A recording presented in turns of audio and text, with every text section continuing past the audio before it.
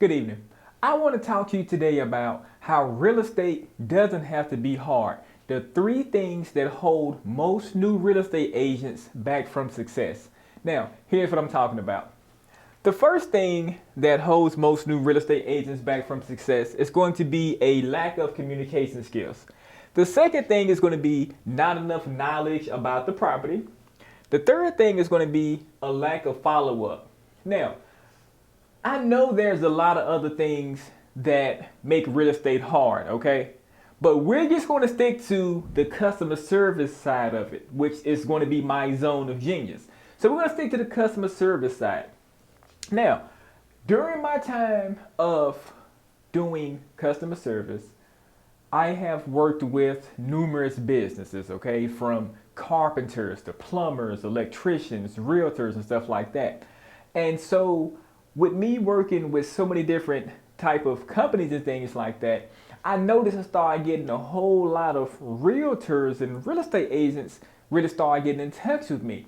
So once I dug a little bit deeper into what was the issue the real estate agents was facing, I was like, damn, it really doesn't have to be hard. Everybody in some shape, form, or fashion who was working with me all suffered the same issues. And it was one of these three issues right here. Lack of communication, not enough knowledge about the property, and lack of follow-up. In some variation, the agents I was working with experienced one of these factors right here.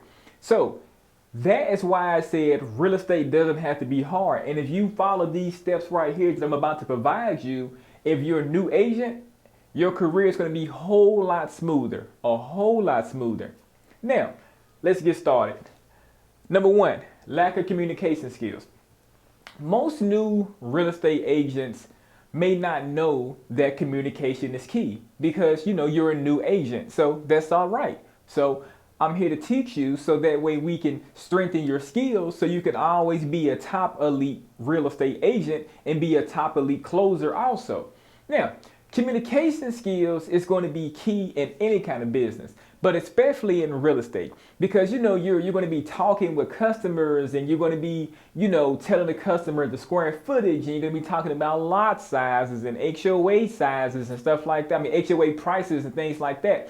So, you're going to be doing different things. So communication in real estate is absolutely crucial. And a lot of the newer realtors or whatnot were kind of raised up in like the newer kind of generation, more like where we're going to like email each other and we're going to like text the customer and stuff like that. See, that's really not communicating. Honestly, it's really not. Picking up the telephone is communicating with customers, not sending an email. Don't get me wrong, sending an email, nothing wrong with that or whatnot. But customers actually prefer for you to actually pick up the phone and call them whenever it's a real estate deal. Nobody really wants to be emailed unless the person has actually asked you, hey, John C. Realtor, please do not email me or please do not call me, only work with me via email or text message. Now that's a whole completely different ball game right there. Once the customer actually asks, for a specific thing like that. But in general, most customers, when it comes to real estate, they want you to pick up the damn phone, call them, let them know what's going on, because email and text message can take too long or whatnot, because people treat phone calls with a sense of urgency more so than they'll treat a damn text message or email. They come in second and third place. Don't get me wrong. They beat no kind of communication, but that's not the right kind of communication when you're doing real estate, and especially once you're a new agent. Because with you being a new agent, you don't really have like a lot of connections and stuff like that yet. So how do you really expect to build up a lot of connections if you sit back emailing and texting people? People need to hear the tone of your voice. People need to know how you sound. People need to know how you kind of gyrate and generate things and whatnot, and you can't necessarily tell that by a text message or email. Now, if the person writes something in all caps, okay, I know they mad or whatnot. But outside of that, if they just write in regular, font and stuff like that, you don't know when somebody's pissed off, or you don't know when somebody's lying, or something like you don't know that. So in real estate, communication is going to be the number one factor that makes people think real estate is hard. real estate is really not hard. Again, we're not talking about inspections, contingencies, none of that stuff. Again, that is not my zone right there. But we're only talking about getting the prospect to purchase the home and to take the deal to the next level or whatnot. So real estate does not have to be hard if you know how to communicate with customers. Now, if you don't know how to communicate with customers, I would highly advise to read different books and things like that shows you different communication skills. So that way you can always keep your skills good and sharp. Now, next thing on the list is going to be not enough knowledge about the property. This is the second killer right here of new real estate agents. Now, here's what I'm talking about. Now, a real estate agent has their first, let's just say, really big listing. Let's say they got their first, let's say, $500,000 listing, okay? You know, the house has all kind of nice amenities, and the HOA has a gym, and you know, this and that. You know, you can't park a boat over here. It's a whole bunch of different stipulations that the house has and stuff like that. And there's a whole bunch of amenities and different features that the house has. So just imagine if your customer comes to the property and sees this gorgeous house and wants to ask you questions about it. Okay, Tony, yeah, man, how much is the HOA? Let me see. I think it's $250 a month. Don't quote me on that, but I will let you know.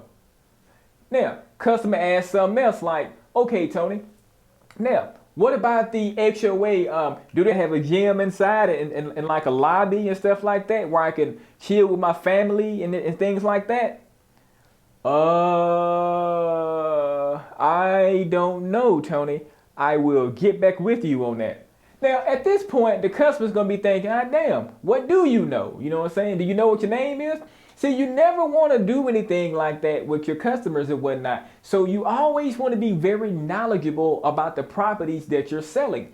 I know you can't know every single thing about it, but like maybe print out like a little cheat sheet, go through the house, you know, check out the different features, you know, like see like, okay, well, hey, these curtains came from King Louis's house.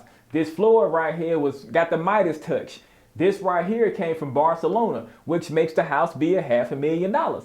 So customers love to know stuff like that because they like to put stuff on the gram and on Facebook and, you know, for clout and stuff like that. So if you are very knowledgeable about the property in that way, and in conjunction with the stuff like the HOA and telling the customer, okay, yeah, what the HOA is, you know, you can't park a boat over here. You can't have an RV. You can't do this. You know, grass got to be 3.5 inches high from the blade.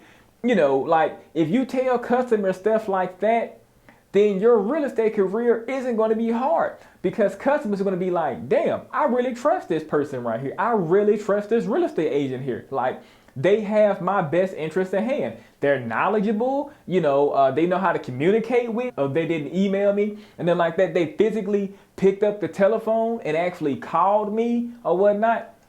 And then when we got to the property, they knew all about the property. They knew where this vase over here came from Brazil, and this is King Louis's toilet here, and the ceiling got the Midas touch. Oh man, this is a very knowledgeable real estate agent. And see, when you're labeled as a knowledgeable real estate agent, customers are more prone to go out and get other customers for you because the customer has to feel that you're not going to make them look silly by recommending you to their best friend or somebody like that.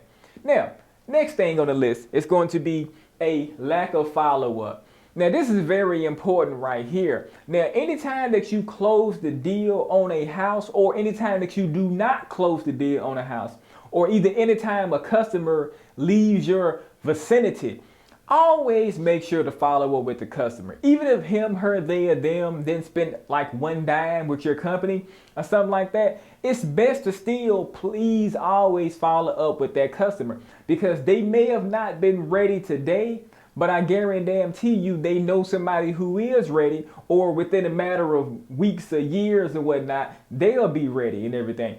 But even if they're not ready, I guarantee you they will send referrals your way. they will send referrals your way. But see, as you as the real estate agent, it's your job to always make sure that you do what you need to do or whatnot and everything. And so anytime the customer shows, you love by coming to the listing or anything like that, please always make sure to follow up with the customer, check on them, see how they doing. Even if they didn't buy a house from you or rent a property from you or anything like that, always still check up on the customer. At the end of the day, it's about building relationships in real estate. And see, that's another thing.